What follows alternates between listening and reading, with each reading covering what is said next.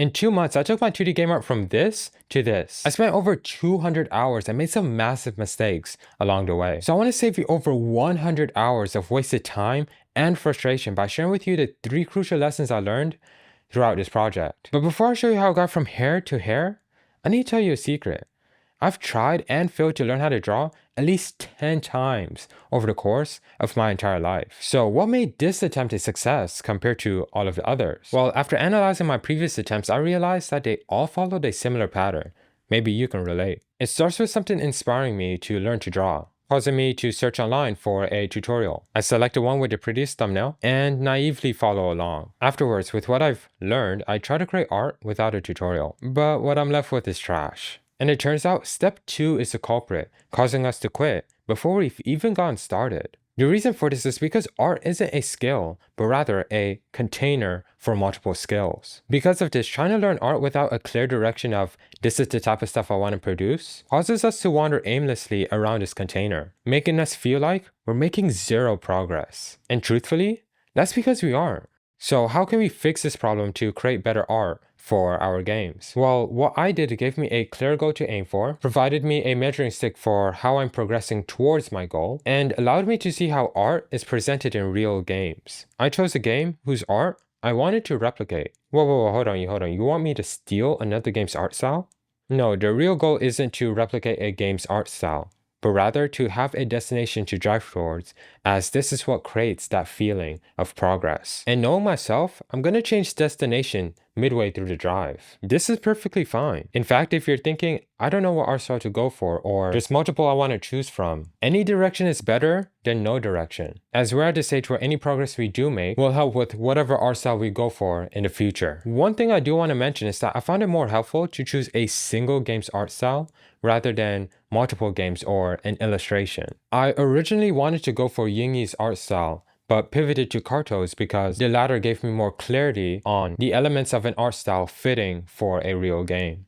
Now that we have the destination defined, there's a big problem we have to face. The illusions of progress and abundance of bad advice ready to waste your time. So how do we make rapid progress while avoiding these camouflage traps? As we saw earlier, when we try to learn art the typical way, we normally start with a tutorial. But there's a sneaky problem with this approach. How are beginner tutorials supposed to help us when we're at a stage where we can't even draw a circle? And the worst part is, when we do use these tutorials, it's only a temporary increase in our abilities. However, when we do try to do things ourselves, we're confronted with the reality of our true skill level. By the way, it's this feedback loop that leads to tutorial hell. The over-reliance on tutorials to get anything done, keeping beginners stuck as beginners. Then there's also the advice, the Reddit comments, from people telling you to do things they haven't even tried themselves. And if you take this poison, you may end up wasting weeks like I did. And you think that's all? Because in addition to the illusions of progress and the bad advice, there's also the order of your learning you have to contend with. Advice you may benefit from in the future may actually be bad advice for you right now. With all of this, it may seem like art is an impossible barrier to cross. But there's actually one simple thing we can do to eliminate this barrier, leading to direct and rapid progress to our destination, increased self-confidence, and a higher likelihood of success. While I as a beginner may not have known how to cross from hair to hair, there are a bunch of people who've charted out roadmaps to,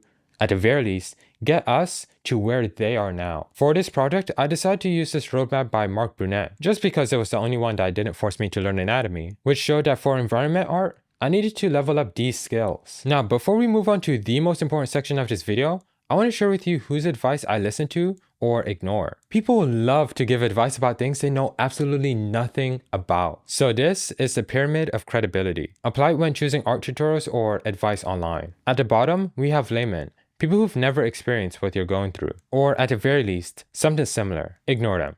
Even in the 1% of times where they are right, they don't have the context to explain it in a way where you would actually take action on their advice. So still useless either way. In the middle, we have peers, people who've gone through what you're going through. Consider their advice. They may have some golden nuggets of information you can take without the scars they received whilst collecting that knowledge. They may even share tidbits of information that a teacher may gloss over that will give you that aha moment. And lastly, we have teachers, people who've gone through what you're going through and have helped multiple people just like you overcome your problem. You can spot a good teacher not by looking at the teacher, but rather the quality of their students. Now let's zoom in. Seeing that the first skills are form and observation, I was taken to a website I told myself I'd never visit again. The easiest way to waste time and feel guilty doing it is to avoid doing the bit of work. As I was working through this project, it was 83 hours of lines, ellipses, and so many boxes. My brain went numb from the frustration that came with learning, constantly doubting if my hard work will eventually pay off. I wanted to do some research, but there was no place left for me to run. All research pointed towards this practice being exactly what I needed. I tried easing my suffering by listening to music and podcasts, but that only distracted me, turning 1 hour's worth of work into 2. Doesn't sound fun, huh?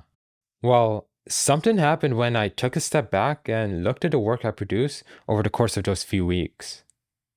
I felt proud of myself. Hidden in the haystack of frustration, I found a needle of skill. In fact, the most important skill of art.